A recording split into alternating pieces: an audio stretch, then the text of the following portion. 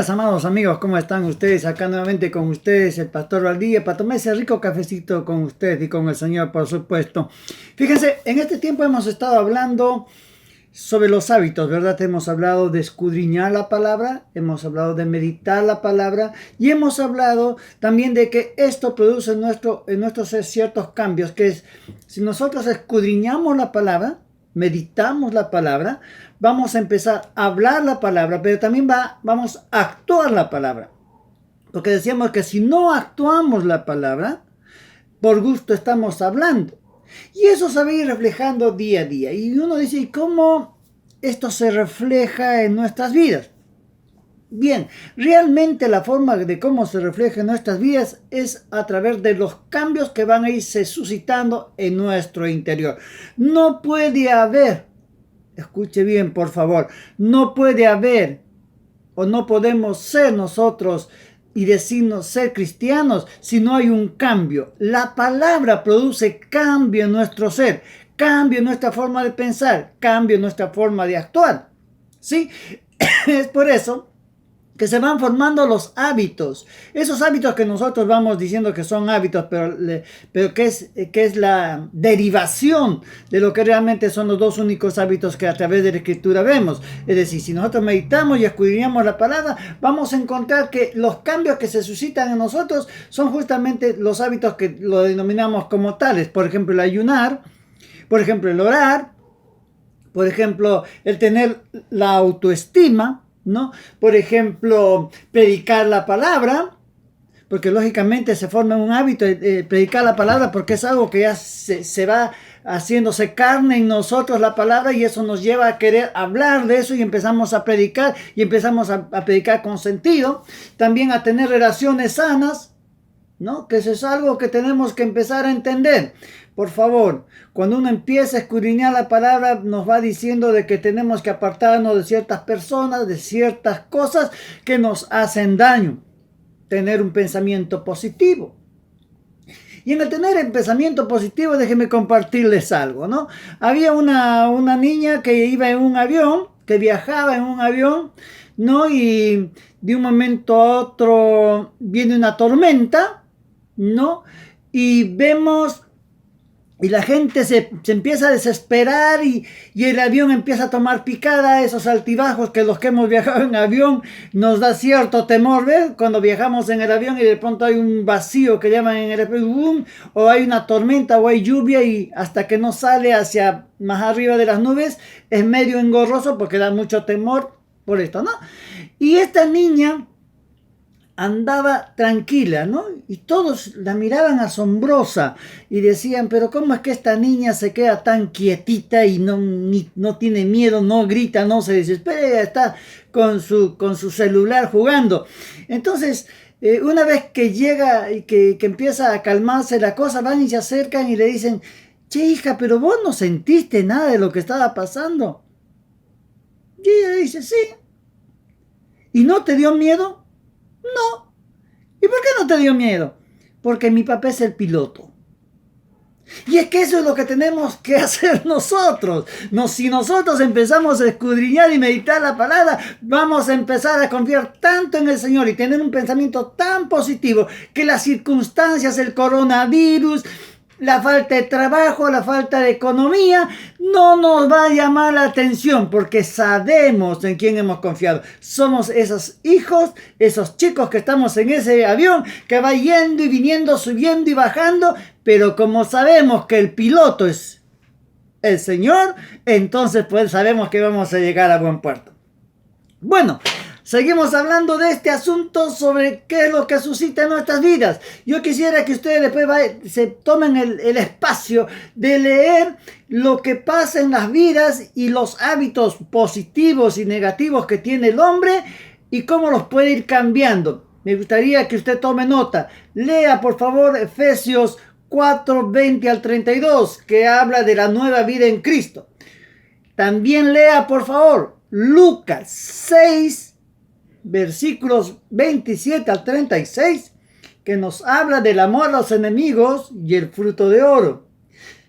Por favor, lean Primera de Juan 3, del 1 al 24, y ahí nos va a marcar cómo tenemos que actuar los hijos de Dios. Y asimismo, lean por favor Efesios 5 del 1 al 20 y que nos habla de cómo andan los hijos de luz. Eso sería precioso. De esa manera usted va a poder entender y va a poder guiarse mucho mejor. Ahora, todo esto, ¿a qué nos lleva? Esto nos va a llevar, mis amados, a que entremos en lo que es Gálatas 5, 22 a 23, que habla del fruto del Espíritu.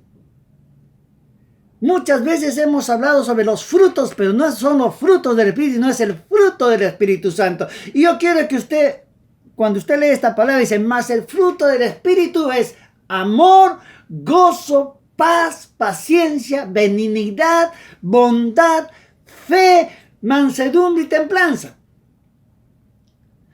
Cuando usted medita la palabra, cuando usted escudriña la palabra, cuando usted se da cuenta y empieza a crear esas formas y esos cambios y Dios actúa en su vida y va cambiando, justamente se empieza a manifestar el Espíritu Santo en su ser. Y si usted analiza lo que le está queriendo decir en el fruto del Espíritu, usted va a ver que primero es el amor. Primero no es el gozo ni la paz, primero es el amor. Es decir, como es un fruto, usted tiene que leerlo como tal. Analice una plantita. La semilla es el amor. Lo primero que va a aflorar en su vida es amor. No hay otra cosa. El amor es lo primero que sale en su vida. No puedo concebir en mi mente cuando algunas personas dicen, es que a mí nadie me ha amado, entonces yo no puedo amar, me cuesta porque mi papá a mí no me amó y mi mamá no me quiso, yo soy abandonado, yo estuve... Perdón, si usted conoció a Cristo, Cristo va a cambiar su estructura. Si usted no recibió amor, yo fui una persona que no recibió amor. Sin embargo, usted puede hablar con cualquiera de mis ovejitas o con cualquiera de con mis mismos hijos y él va a decir que yo soy un tipo que derramo amor. ¿Por qué? Porque justamente lo primero que va a empezar a germinar en su corazón a través del meditar y escudriñar la palabra es el amor. Después ese amor se produce en gozo. Es decir, usted empieza a amar y empieza a sentir el gozo y el amor de Dios en su vida. Ese gozo es transmitible a las personas. Y lógicamente, si usted tiene gozo, tiene paz. Ya no se acuerda del dolor de la carencia de amor. Ya no se acuerda de su pasado. Ya no se acuerda del resto. Se puede acordar como un recuerdo, pero no con ese dolor que le puede ocasionar. Y de ahí viene la paciencia. Usted empieza a ser paciente con usted mismo y con los demás. Y empieza a ver al recto con benignidad. Es decir, empieza a ver al otro como quisiera que a usted lo vea. Eso produce la bondad. Usted empieza a ser un tipo bondadoso. Un tipo que ve de otra manera a las personas porque usted se va afirmando luego en la fe. Y es que a través del amor, el gozo y la paz, que es lo que empieza a actuar en usted, usted empieza a ver el horizonte. Su mente ya no ve lo físico, ya no ve su pasado. Usted empieza a ver con ojos espirituales y se empieza a manejar por fe.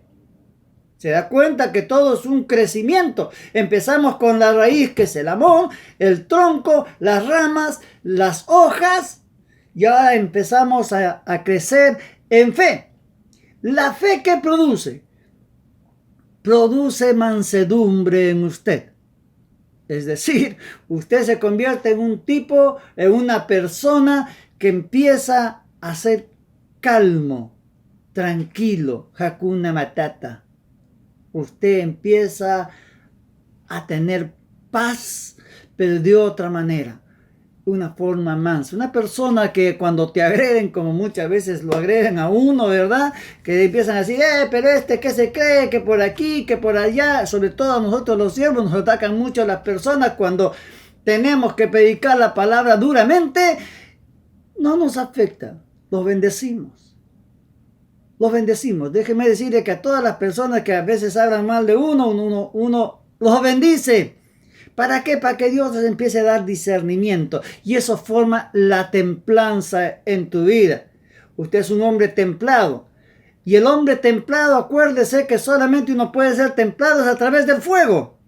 Es decir, todas las pruebas, todas las circunstancias que usted atraviesa a través de su vida nos van a llevar a que estemos templados. Porque cuando usted empieza a pasar por el fuego, la única manera que usted va a poder ser templado es sumergiéndose en el agua, que es los ríos de agua viva, que es la palabra de Dios. Amado amigo, espero que usted haya entendido para qué estamos llevando al conocimiento todo lo que son los hábitos espirituales, ¿verdad? Lo amamos. Recuerden, nos encontramos la próxima semana para seguir conversando y tomando ese rico cafecito con usted y con el Señor. Lo amamos. No se quede con la bendición. Invite a otros. Comparta este mensaje si ha sido para bendición de su vida. Recuerde, tápese la boca, no salga, seguimos en cuarentena. Que el Señor lo bendiga.